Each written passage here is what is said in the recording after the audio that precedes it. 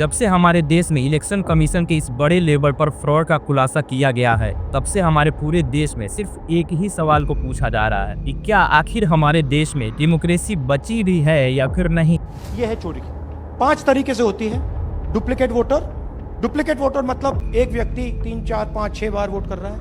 मैं ये बड़ी सीरियसली बोल रहा हूं, जो भी ये काम कर रहे हैं, ठीक है, इलेक्शन कमीशन में जो भी ये काम कर रहे हैं, right from the top to the bottom, आप एक बात याद रखिए, आपको हम छोड़ेंगे नहीं। कुछ भी हो जाए हम छोड़ेंगे नहीं आपको, क्योंकि आप हिंदुस्तान के खिलाफ काम कर रहे हो।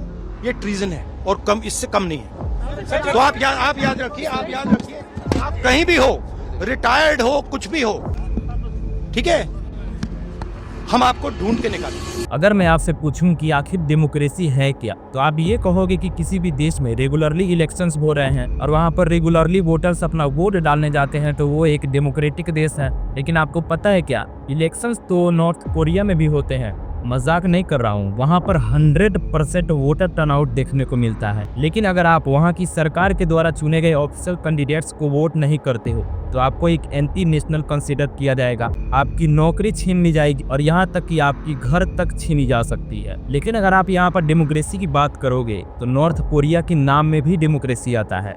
नॉर्थ कोरिया को DPRK करके पुकारा जाता है, यानी कि Democratic People's Republic of Korea. लेकिन सच्चाई क्या है तो ये देश एक डिक्टेटरशिप ही ना।